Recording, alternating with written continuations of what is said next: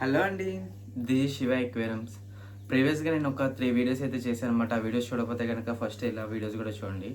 ఆ వీడియోస్ దేని గురించి చేశానంటే ఒక ఎక్వేరియం ట్యాంక్ పర్చేస్ ఎలా చేసుకోవాలి, ఏది best choice and aquarium maintenance ఎలా చూసుకోవాలి అండ్ ఎక్వేరియం టూల్స్ గురించి నేనైతే ఓవరాల్‌గా ఒక 3 వీడియోస్‌లో అయితే చెప్పడం అయితే జరిగింది.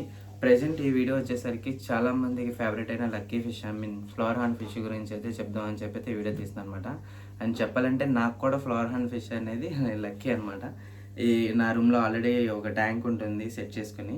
హాల్‌లో ఒక ట్యాంక్ ఉంటుంది. మళ్ళీ ఇంకో రూమ్‌లో ఇంకో ట్యాంక్ ఉంటుంది. అవి కూడా నేను నెక్స్ట్ వీడియోస్‌లో కూడా నేను మీకైతే చూపిస్తానమాట.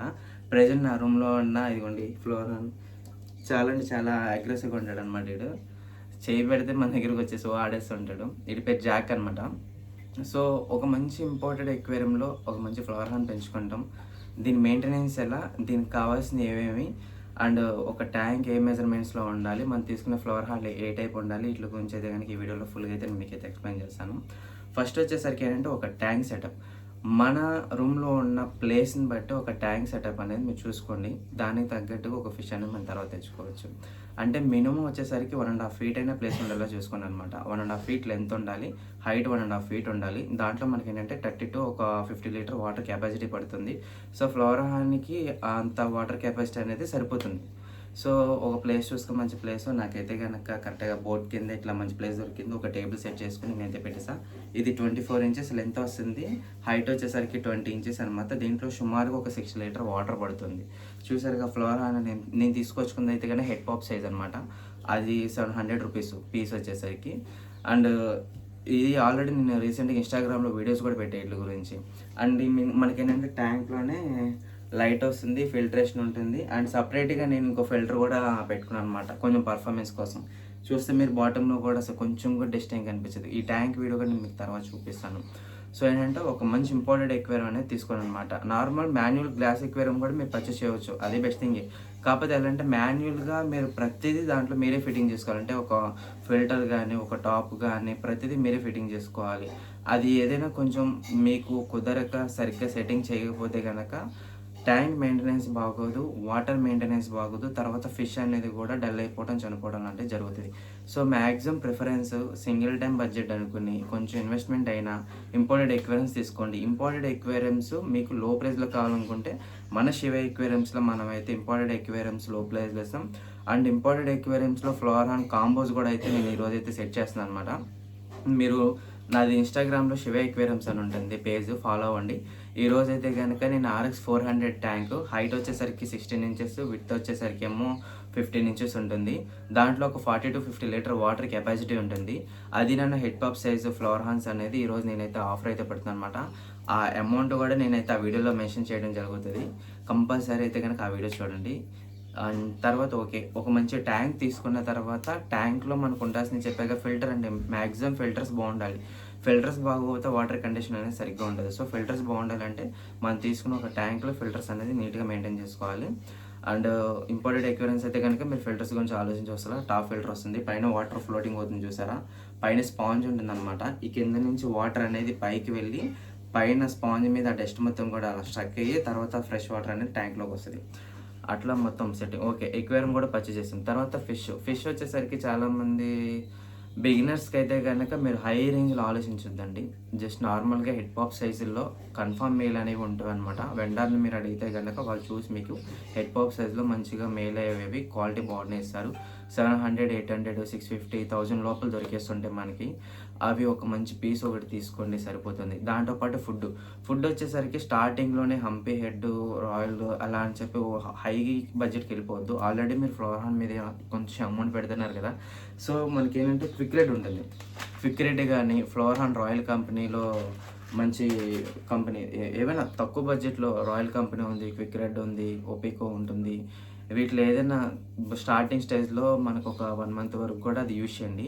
1 మంత్ తర్వాత నుంచి మళ్ళీ ఫుడ్ చేంజ్ చేయండి. రిపీటెడ్గా ఒకటే ఫుడ్ మీరు యూజ్ చేయవద్దు. ఎందుకంటే ఫ్లవర్ హార్న్కి మనం ఎంత గ్రోత్ ఫుడ్ ఇస్తే అది అంత కలరింగ్ పెరుగుతుంది అండ్ గ్రోత్ అవుతుంది. అండ్ హంపు అండ్ పెరలింగ్ అది కూడా మనకి ఇంప్రూవ్మెంట్ బాగుంటుంది. ఎందుకంటే అది హై ప్రోటీన్ తీసుకునేది కాబట్టి. సో బ్రాండ్ అనేది చేంజ్ చేయండి. స్టార్టింగ్ తక్కువ ప్రైస్ది, ఆ తర్వాత ఇంకొంచెం తక్కువ ప్రైస్ది, ఇంకొంచెం పెంచండి. అలా అమౌంట్ పెరిగే కొద్దికి క్వాలిటీ అండ్ బ్రాండ్ అని కూడా చేంజ్ అవుతుంది కాబట్టి అలా అంటే ఏంటంటే ప్యాకెట్కి చేంజ్ అయ్యేటప్పుడు కొంచెం కొంచెంగా మీరు ఆ క్వాలిటీ అనేది ఇంక్రీజ్ చేసుకుంటూ ఉండండి, సరిపోతుంది. అండ్ లాస్ట్‌లో ఏం ఫుడ్ వాడాలంటే గనక హంపీ హెడ్ అని ఎక్స్‌పో రేర్ బ్రాండ్ ఉంటుంది. అది గానీ, తర్వాత సూపర్ ఎట్స్ సైన్ ఉంటుంది, ఎవర్ ఎట్స్ సైన్ ఉంటుంది. ఇవి గానీ యూజ్ చేయండి, బావుంటుంది. అండ్ ఓపికో పెరల్ ఉంటుంది. అవి రీసెంట్‌గా మనకేంటంటే కాపీ బ్రాండ్స్ ఎక్కువ వచ్చేస్తున్నాయి కాబట్టి నేను ఎక్కువ ఇవి ప్రిఫర్ చేయట్లా. ఒకవేళ మీ వెండర్ ఒరిజినల్ ఒకవేళ బ్రాండ్ ఇవ్వగలిగితే గనక అవి తీసుకొని చాలా బావుంటుంది. వీటిలో ఫ్లోరాన్ గ్రోత్ బావుంటుంది అండ్ కలరింగ్ కూడా బావుంటుంది. అండ్ తర్వాత మీరు మెయింటైన్ చేసుకోవాల్సింది మెడిసిన్స్‌కి వచ్చేసరికి ఏంటంటే యాంటీ చిగుళ్ళు మెడిసిను, స్ట్రెస్ రిలీవర్ మెడిసిను, బ్యాక్టోనిల్ అని ఉంటుంది. బ్యాక్టోనిల్ మెడిసిన్. ఈ 3 మెడిసిన్స్ కంపల్సరీ మీ దగ్గర ఉండాలి. ఇవి కాకుండా ఏంటంటే డీవామిటింగ్ చేయడానికి కొన్ని మెడిసిన్స్ ఉంటాయి, టాబ్లెట్స్. అవి కూడా నేను నెక్స్ట్ వీడియోలో డీవామిటింగ్ ఎలా చేసుకోవాలి, అది ఎప్పుడు చేసుకోవాలి ఏంటనేది నేను దాని గురించి ప్రాపర్‌గా ఇంకో వీడియో తీస్తాను అనమాట. అది సపరేట్ కాన్సెప్ట్. ఈ 3 మెడిసిన్స్ అయితే కంపల్సరీ మెయింటైన్ చేసుకోవాలి. ఈ 3 మెడిసిన్స్ కూడా మీరు ఒకేసారి పర్చేస్ చేసుకోండి. అండ్ తర్వాత ట్యాంక్ లోపల హీటర్ మెయింటైన్ చేసుకోండి. ఫ్లోరాన్ ఒక పర్టికులర్ టెంపరేచర్‌లోనే ఉండేది కాబట్టి టెంపరేచర్ డౌన్ అయితే మాత్రం దానికి అది తీసుకునే హై ప్రోటీన్ ఫుడ్ కదా, దానివల్ల ఏంటంటే దానికి ఆ ఫుడ్ అనేది చెప్పాలంటే స్టమక్ ప్రాబ్లమ్స్ వచ్చే అవకాశం ఉంటుందన్నమాట. అంటే డిసీజ్ కూడా వెంటనే స్ప్రెడ్ అయిపోతూ ఉంటాయి. సో హీటర్స్ కంపల్సరీ మెయింటైన్ చేయండి. అండ్ తర్వాత ఇంకోటేమో గ్రూమింగ్ మిర్రర్ ఉంటుంది. మన ఫ్లోరాన్ అనేది ఎంత అగ్రెషన్‌లో ఉంటే అది హంప్ అనేది అంత గ్రోత్ ఉంటుంది, కలరింగ్ అనేది అంత బాగుంటుందన్నమాట. సో కంపల్సరీ ప్రతి ఒక్కరు కూడా గ్రూమింగ్ మిర్రర్ కూడా మెయింటైన్ చేసుకోవాలన్నమాట. అది ఎలా అంటే మనం ఎప్పుడైనా ఒక 2 అవర్స్ వీక్లీ ఒక 3 కానీ ట్వైస్ కానీ ఒక 1-2 అవర్స్ అనేది ట్యాంక్ లోపల సెట్ చేస్తే ఫ్లోరాన్ ఏంటంటే దాన్ని చూసి ఇంకో ఫ్లోరా అనేది వచ్చిందని చెప్పి అగ్రెషన్ అవుతుంటుంది. అండ్ ప్యారెట్ ఫిష్ ఉంటే కనుక మీ దగ్గర గ్రూమింగ్ మిర్రర్ లేకపోయినా ప్యారెట్ ఫిష్ ఉంటే ప్యారెట్ ఫిష్ని అయినా మనం వేసి ఒక 3 అవర్స్ అలా ఉంచొచ్చు అనమాట. ఇది ఆ ప్యారెట్ ఫిష్ మీద ఫైర్ అవుతూ తిరుగుతూ ఉంటుంది. అండ్ దీని ట్యాంక్ మేట్స్ విషయంకి వస్తే ఏంటంటే ట్యాంక్ మేట్స్ దీనికి చాలా తక్కువ అండి. ఎందుకంటే ఫ్లోరాన్ వచ్చేసరికి ఫుల్ అగ్రెషన్లో ఉంటుంది కదా. ఈ ట్యాంక్ మేట్స్ని మనం యాడ్ చేయాలన్నా కూడా ఏంటంటే మనం ప్రాసెస్ కింద యాడ్ చేసుకోవాల్సి ఉంటాం. అదంతా కూడా నేను తర్వాత వీడియోలో తీస్తాను అనమాట. అండ్ డెకరేషన్ థింగ్స్ చాలామంది అంటే ఫ్లోరాన్ మెయింటైన్ చేసేవాళ్ళు కొన్ని డెకరేషన్ థింగ్స్ పెడుతున్నారనమాట ట్యాంక్ లోపల. దానివల్ల మనకి ఇబ్బంది తప్ప ఉపయోగం ఉండదు. ఏ రకంగా అంటే ఇది ఒక్కోసారి అగ్రెషన్లో బాగా స్పీడ్గా తిరుగుతూ ఉంటుంది. ఆ టైంలో ఒకవేళ మీరు పెట్టిన డెకరేషన్ థింగ్స్ దీని హంపుకి తగిలితే చనిపోయే అవకాశం ఉంటుంది. అండ్ రెండోదేమో స్టోన్స్ ఎందుకు ప్రిఫరెన్స్ చేయమంటే ఇది చాలా ఆకలితో ఉంటుంది అనమాట. మీరు ఫుడ్ ఎంత వేస్తే అంత తినేస్తూ ఉంటుంది. ఎంతసేపు ఫుడ్ కోసం తిరుగుతూ ఉంటుంది. ఇప్పుడు నేను ఇట్లా టాప్ ఓపెన్ చేసి ఇట్లా పైకి ఇలా చేయి పెట్టాను అనుకోండి, అది ఇంకా పైకి వచ్చేస్తుంది అనమాట. చూసేది పైకి వచ్చేసింది. ఎందుకని వస్తుంది, అది ఆకలి దానికి. అలా ఏంటంటే మనం ఎంత వేసినా వచ్చేస్తుంటుంది. అలాగే ఆ స్టోన్స్ ఉంటాయి కదా, మీరు ఏవైతే స్టోన్స్ వేసేది ఉంటుందో ఇది బాగా ఆకలేసినప్పుడు దాని నోట్లోకి ఆ స్టోన్ వెళ్ళలేకైతే ఆ స్టోన్ కూడా తినేస్తుంది ఇది. సో అందుకనే స్టోన్స్ కూడా ఎక్కువ ప్రిఫర్ చేయమాకండి. అండ్ ఇంకోటి ఏంటంటే స్టోన్స్ వద్దనేది అది హై ప్రోటీన్ ఫుడ్ తీసుకుంటున్నప్పుడు అది వేసే డస్ట్ కూడా కొంచెం ఎక్కువ ఉంటుంది కదా. సో ఆ డస్ట్ అనేది కింద స్ట్రక్ అయి ఉండడం వాటర్లో ఉన్న అమ్మోనియా పేస్ట్లా వస్తుంది, డ్యామేజ్ చేస్తుంది.